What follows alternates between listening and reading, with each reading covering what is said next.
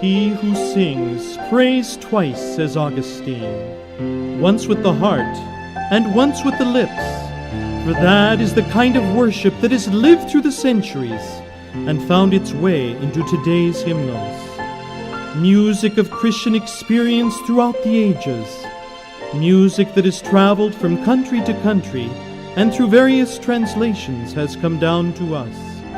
Music that is sustained, guided, and inspired in times of tolerance for the church and times of persecution.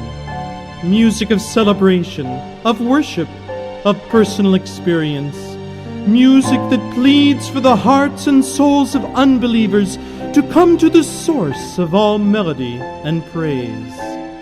Since music is an expression of faith, what follows is a paraphrase of those great chapters of faith, Hebrews 11 and 12, as they might have been written about some of our great composers, hymn writers who were by conviction, first of all, believers and evangelists.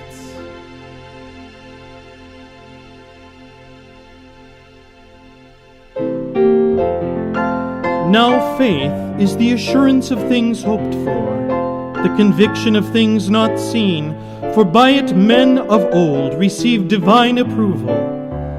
By faith David, delivered from the hand of Saul, sang, "The Lord is my rock and my fortress and my deliverer," and wrote the Psalms that have become the foundation stone of church music. By faith Jesus and his disciples sang a hymn before they went out to the Mount of Olives. By faith Peter and Paul sang praises to God in chains.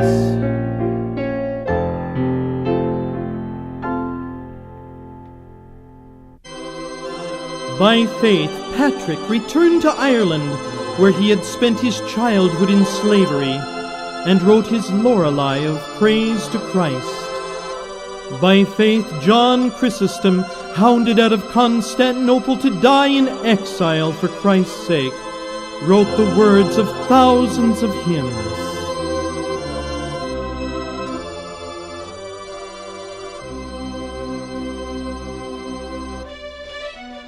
By faith, Francis of Assisi, God's noble troubadour, sang his hymn of praise to God, all creatures of our God and King, as he lay dying.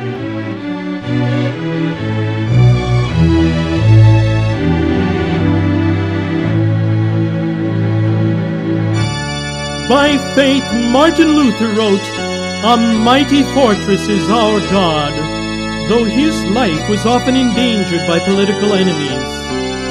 By faith, J.S. Bach set the whole world singing Luther's hymn in his own arrangement and dedicated all of his music to the honor and glory of God.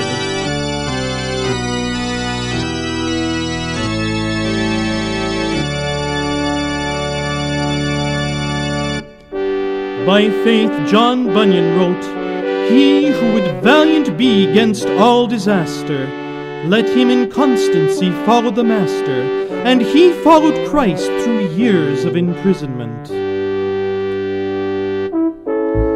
By faith, Joseph Addison of England, living in an age of reason and cynicism similar to our own, wrote that great affirmation of faith in God's creation, the spacious firmament on high.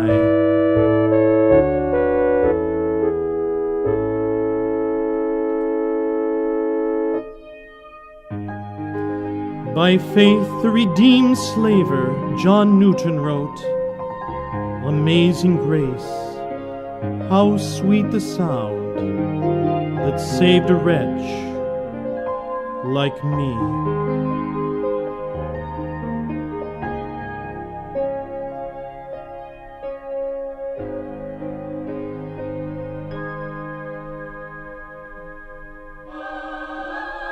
By faith, Fanny Crosby, though blind, described the blessed assurance that is faith. Perfect submission, perfect delight, visions of rapture now burst on my sight.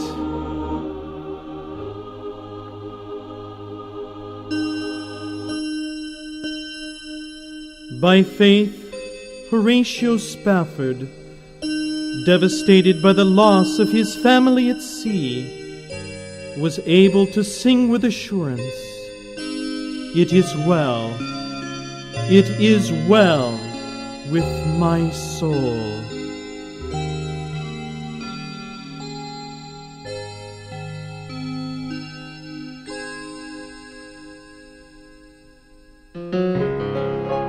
By faith given in his hour of need, Thomas Dorsey poured out his heart to the Lord in the words, "Precious Lord, take my hand." By faith, George Beverly Shea, as a young teenager, set the poem of a neighbor to the beautiful music of "I'd Rather Have Jesus." And what more shall I say? For time would fail to tell of Isaac Watts, William Cowper, John and Charles Wesley, A. B. Simpson, William Bradbury, Philip Bliss, Julia Ward Howe, John Henry Newman, Lowell Mason, George Friedrich Handel, Felix Mendelssohn, Roman the Melodist, Basil the Great, Dmitri Bortnyansky, countless missionaries who sing their songs of salvation in the four corners of the globe, and all the unknown composers of hymns and spirituals to whom we are so deeply indebted, who, by expressing their faith through poetry and music, evangelize kingdoms, sustain personal loss, were more than conquerors in oppression, and set the hearts and lips of millions singing the praises of our God. Therefore, since we are surrounded by so great a cloud of witnesses, let us also lay aside every weight and sin which clings so closely, looking to Jesus, the author and finisher of our faith, who for the joy that was set before him endured the cross, despising the shame, and is seated at the right hand of the throne of God. Jesus Christ, the same yesterday, today, and forever.